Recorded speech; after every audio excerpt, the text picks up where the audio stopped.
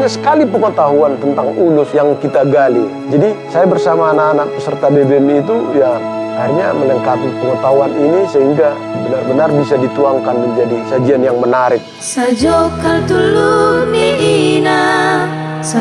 Kalau kita mau bicara Ulus dari segi estetikanya, kita memang harus tahu dulu pengetahuan itu langsung dari tenunnya, petenun, terutama petenun yang tradisional. Tunjukkan diri kita sebagai orang panggung. Sikapnya di atas panggung harus konsisten.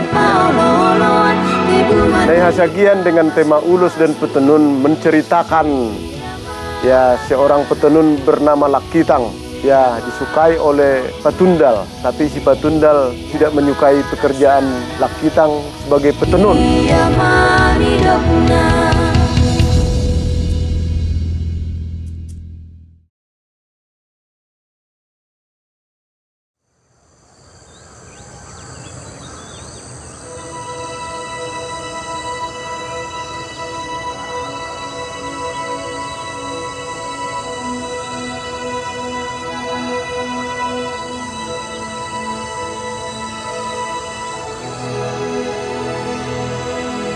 Saya Thomson Hayes dan nama lahir saya Thomson Parningotan Hutasoit. Jadi Thomson Hayes itu sebenarnya nama pena sejak saya kuliah di USU, Universitas Sumatera Utara tahun 1987. Saya lahir di Tarutung pada 12 September tahun 1968. Dan saat ini saya sedang bergiat sejak 2005 menjadi Direktur Pusat Latihan Opera Batak atau Plot Siantar.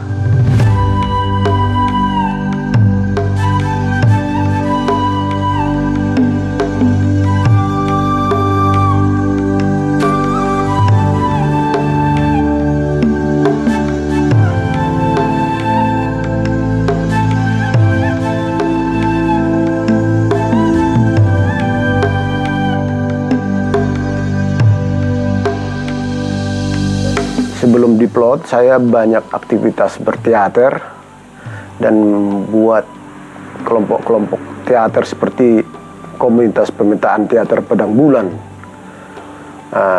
Itu dikenal dengan KBT Komed. Dan tahun 2002, saya dilibatkan dalam program revitalisasi opera Batak di Tarutung. Ya, sejak itulah saya juga memimpin grup hasil revitalisasi itu. Ya, grup itu bernama Grup Operasi Lindung atau disingkat dengan GOS. Sebenarnya saya bukan orang tradisi, bukan pemain opera Batak, tapi latar belakang saya adalah teater modern. Dan itu sudah saya lakoni sejak kecil sebenarnya. Dan akhirnya dengan pendekatan teater modern itulah saya coba berikan kontribusi untuk menggali opera Batak.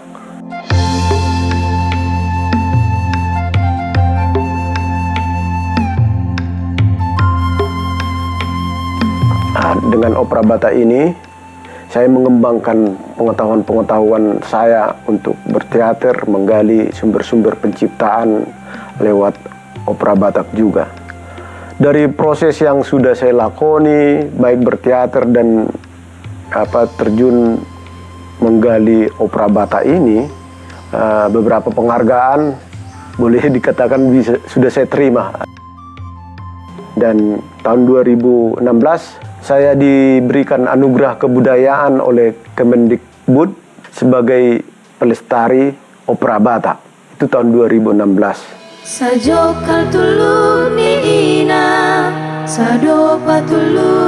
Salah satu perintis opera Batak itu adalah Mr. Tilhang Gultom, dan pernah punya impian bagaimana opera Batak ini bisa menguasai Asia dan Eropa. Impian ini lewat Plot kita coba wujudkanlah.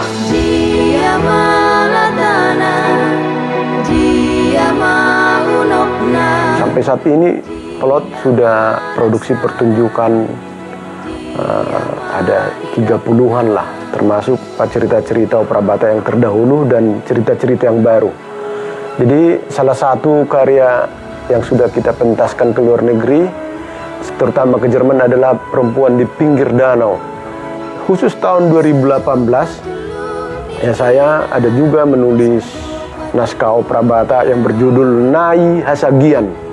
Ini ceritanya tentang kain tenun ulus dan petenun dengan latar belakang tahun 1930-an di Silindung atau dikenal Tarutung sekitarnya yang sekarang. Ini sebenarnya saya lakukan, saya tulis melalui proses pelatihan, ya.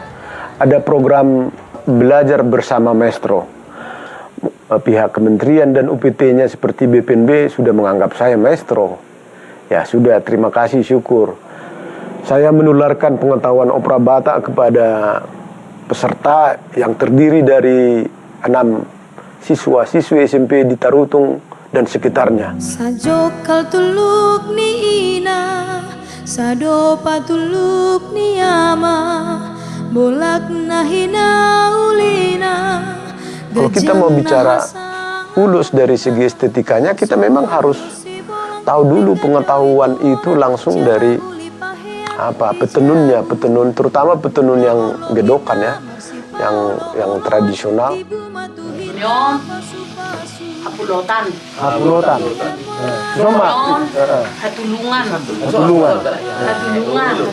nyon, lili. Anak-anak yang menjadi peserta di program belajar bersama maestro juga, itu kita ajak terjun ke lapangan, ya, kita ajak terjun ke lapangan untuk melihat aktivitas partonun, dan mereka bertanya, apalagi yang terkait dengan misalnya tokoh sorha, mana sorha, itu alat itu biasanya yang memutar benang gitu.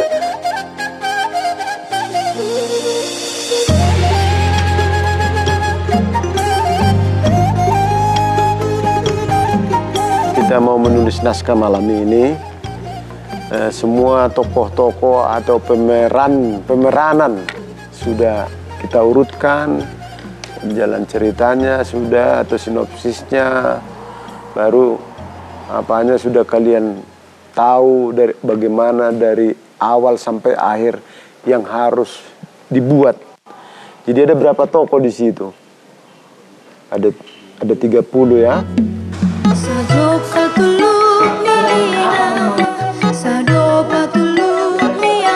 Dari situlah proses ide Nai Hasagian ini digodok, ya, sambil memberikan pelatihan musik, pelatihan tari, pelatihan lakon.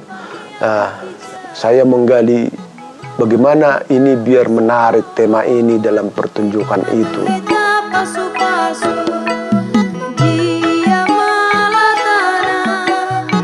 Jadi kita memperkenalkan ulus karena Hari Ulus itu sudah ada, ya, sejak 2014 sudah ditetapkan oleh pemerintah pusat ulus itu sebagai warisan budaya tak benda Indonesia. Jadi naskah Nai Hasagian ini boleh kita katakan juga cara kita merayakan Hari Ulus itu. Mungkin dibalik ini obsesi mengangkat ulus dan petenun ini bukan sekedar karena Hari Ulus. Ini juga masalah kecintaan kita terhadap produk-produk dari kebudayaan kita.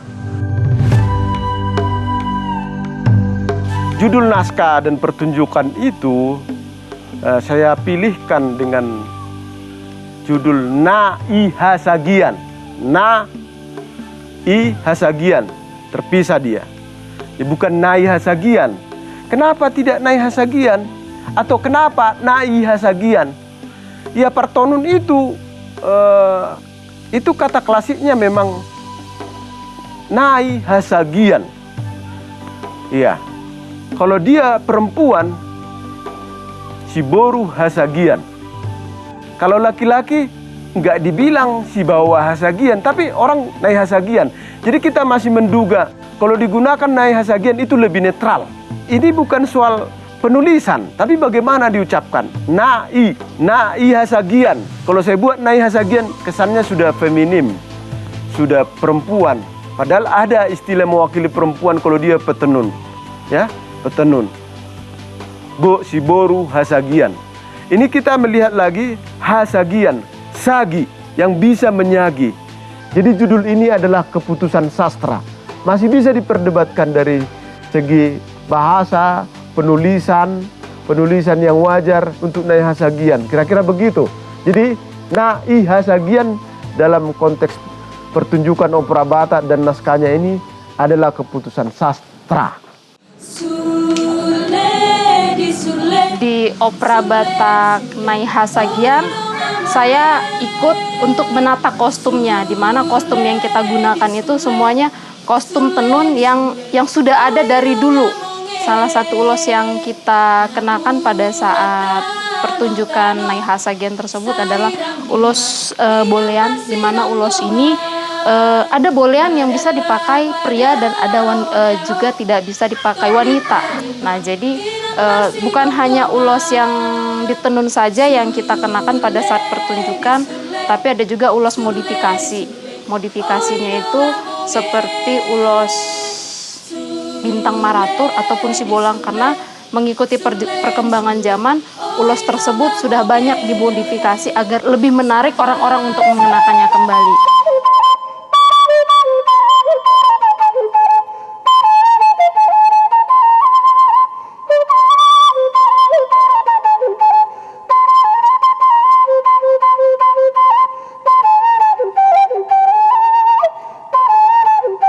Saya bergabung di grup Operasi Lindung tahun 2003 bersama pelatih Abang Thompson HS dan beberapa kabupaten di Tobasa sampai ke Siantar. Kami sudah melakukan pertunjukan opera, dan di Jakarta tahun 2003.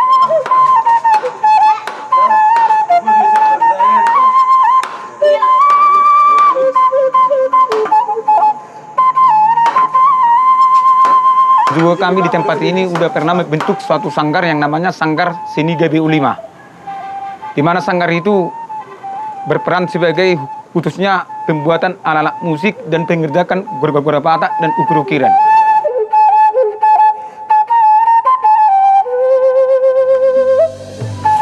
Nah, baru lengkungkan badannya gini.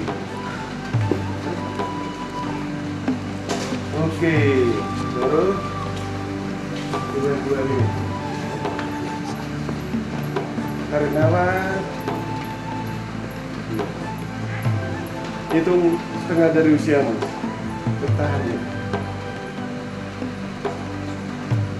Ya, setengah dari usiamu.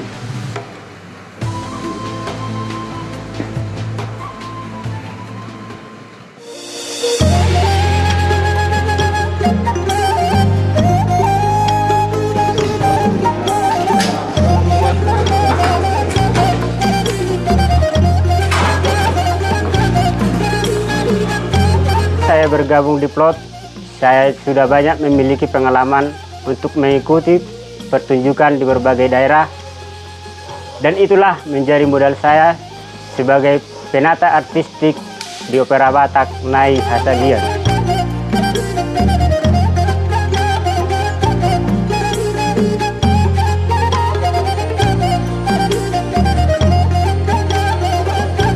Jadi memang ada tingkatan bahasa, itu raksa namanya, raksa nihata.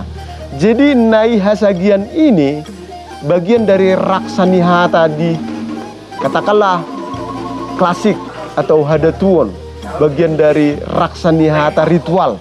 Kalau ritual sudah dekat dengan orang pintar, dukun, ya. Jadi kalau dibilang Hasagian ini enggak level partonun lagi yang biasa-biasa ini, ya kan? Kalau dibilang partonun ya mungkin ya sudah terpengaruh dia dengan bahasa lain kan. Tapi kalau dibilang oh Siboru Hasagian, wah itu sudah mungkin sudah tetua menggunakan itu.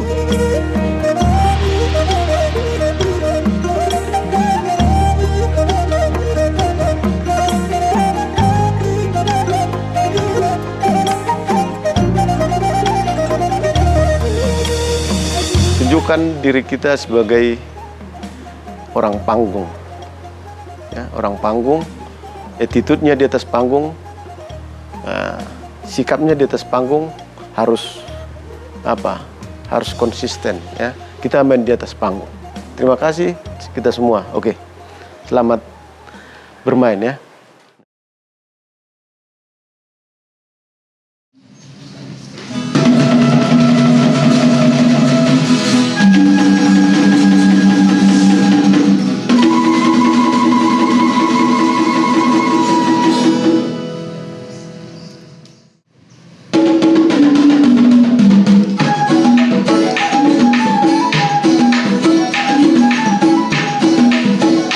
Cerita romantisme kita campur pengetahuan ulus, kemudian soal adat, ada background adat dengan dialog-dialog apa yang terjadi dalam kondisi penggunaan ulus juga ya.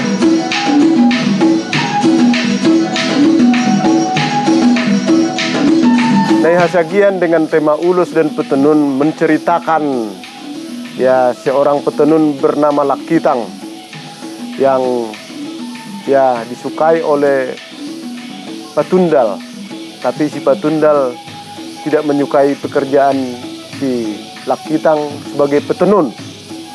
Iya, sebenarnya si Lakitang sebelumnya bukan petenun, tapi dia hanya pintar mengandung dan bernyanyi. Tapi sebelum si Patundal datang menyukainya, dia sudah punya pasangan bernama Baliga.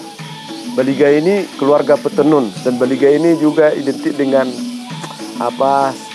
satu bagian dari alat tenun itu. Ini kita eksplor. Jadi memang naskah ini ya bisa sampai 2 jam kalau dipertunjukkan.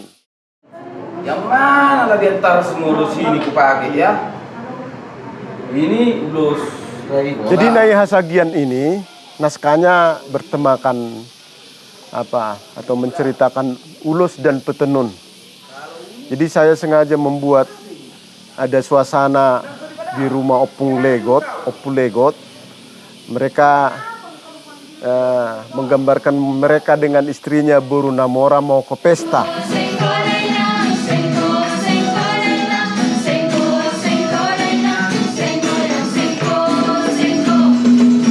Ada satu lagu seperti Sengko-Sengko. Ini sebenarnya Sengko-Sengko ini bukan lagu opera Batak, tapi lagu rakyat ya. Saya dengar waktu kecil sampai remaja, biasa lagu rakyat Sengko-Sengko itu diperdengarkan di Tarutung. Jadi, wah ini enggak persis lagu opera Batak. Lalu saya berpikir, ini digunakan aja orang-orang yang mau ke pesta sambil berjalan menyanyikan Sengko-Sengko itu, dan stop sebentar, lalu mereka berdialog, kemudian nyambung lagi. Ya kira-kira begitu. Jadi ada beberapa ibu dan bapak yang mau ke pesta. Itu. Jadi itu dari sebenarnya memenuhi dari elemen pertunjukan ini. Elemen dari opera Batak yang ya secara dramaturgi itu harus kita pikirkan. Tak mungkin kau lihat tadi. Kau aja keluar dari depan. Orang ini dari belakang. Oh begitu. Kukira keluar dari depan. Ternyata dari belakang. Itulah kau. Jadi itu sebenarnya ada pertengkaran Opung Legot dengan istrinya. Sebenarnya nggak bertengkar, itu kebiasaan bahwa seperti ribut.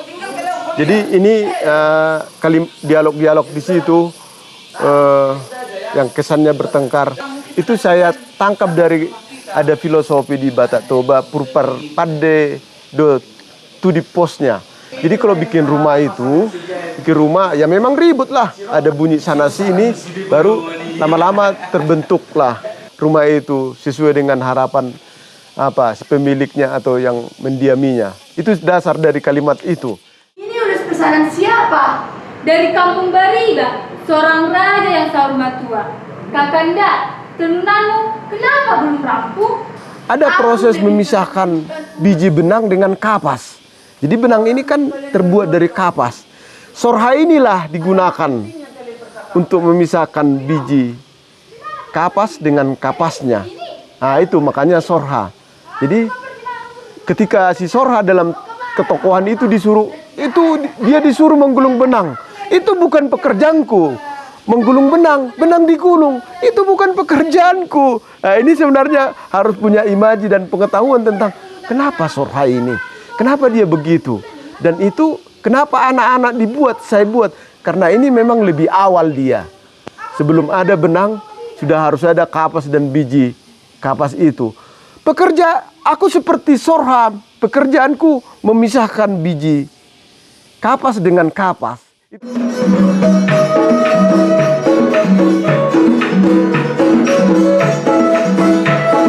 Ya, setelah Silakitang bisa bertenun, ada seorang pemuda dari tempat lain atau kampung sebelah memesan ulus mengiring untuk ditenunkan. Dan ketika si Patundal mengetahui bahwa Silakitang menenun ulus mengiring seorang pemuda lain, terjadilah perselisihan. Sepertinya memang karena kesantunan si Maruli, pemuda yang memesan ulus itu, diam-diam merasa dia nanti menjadi pilihan hatinya. Dan memang dari awal temperamennya si Patundal itu kurang bisa diterima oleh Lakitang, terutama karena ya keberatannya memilih dia menjadi petenun. Setelah terjadi perselisihan, si Lakitang lalu sadar bahwa bukan si Patundal itulah lelaki pilihannya. Ya, diam-diam dia sudah menaruh hati kepada si Maruli, pemesan ulus itu. Dari benang hitam ke benang merah ke Pangunggasan, dari Pangunggasan ke Panganian, dari Panganian ke Panotaran. Benang siap ditenun dan diputik. Putik gole-gole si Gumang, napinar halah manikati. Akulah seperti tuk, saya malutuk, jala malutuk, alai sotuk. Tahapan-tahapan itu digambarkan dalam dialog. Kita nggak mungkin lagi menggambarkan itu secara visual, ya. Tapi secara verbal, secara dialog atau monolognya si Lakitang itu kita gambarkan seperti itu. Inilah sawah dengan ulos bintang maratur dipakai untuk menutup kepala. Inilah haid yang dipakai untuk menutup bagian proses bagaimana ulus mau dibuat, dan setelah selesai ulusnya bagaimana fungsi kesehariannya. Nanti lain lagi seperti kembali ke Pulegot, fungsinya ke adat. Nanti kalau ada ritual, kita belum mengeksplor ritual dan upacara dalam cerita Nyai Hasagian ini. Jadi ulus bisa untuk keseharian, untuk adat, untuk ritual dan upacara. Kira-kira begitu. Jadi ini pengetahuan ini kita akomodir dalam naskah ini semua.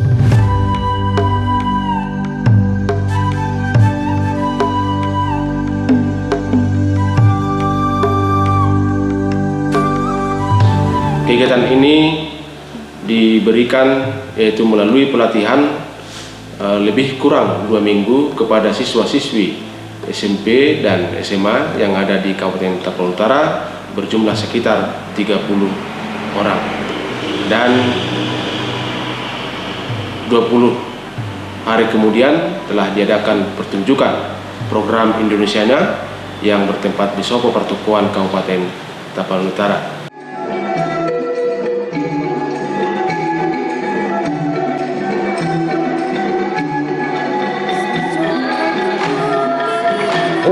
Ini hal yang menarik, walaupun mereka anak-anak SMP dan SMA waktu pertunjukan di Sopo Pertukuan Tarutung, jadi dari seluruh Indonesia kan datang pengamat apa gitu, ada seminar tentang kain tenun Nusantara juga, dan mereka melihat pertunjukan ini benar nggak pemain-pemain yang profesional? Enggak, itu siswa SMP dan SMA yang kita latih 20 hari bisa begitu katanya.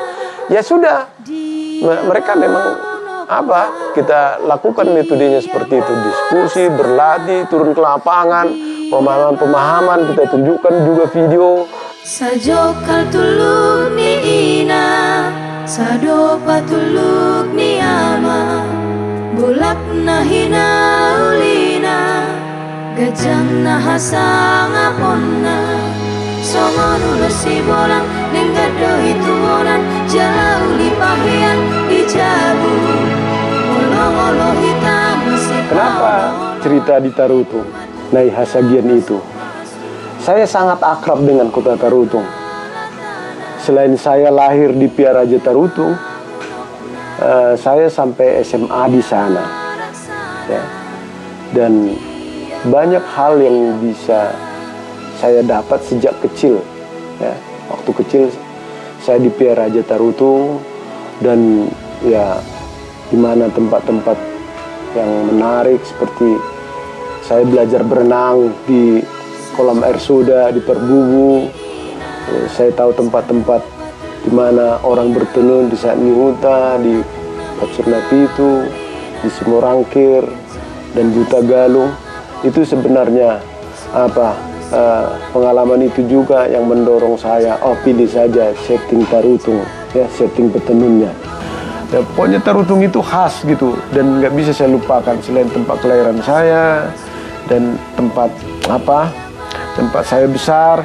Kemudian ketika revitalisasi Opera Batak juga dilakukan di situ, dan pas lagi program belajar bersama maestro di Tarutung, begitu.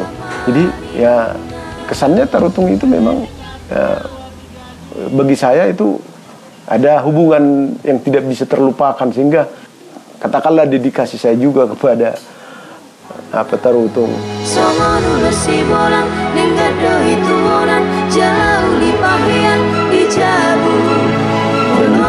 Mudah-mudahan waktu itu saya bilang, ini mudah-mudahan grup operasi Lindung juga bisa dibangkitkan lagi dengan belajar bersama maestro ini.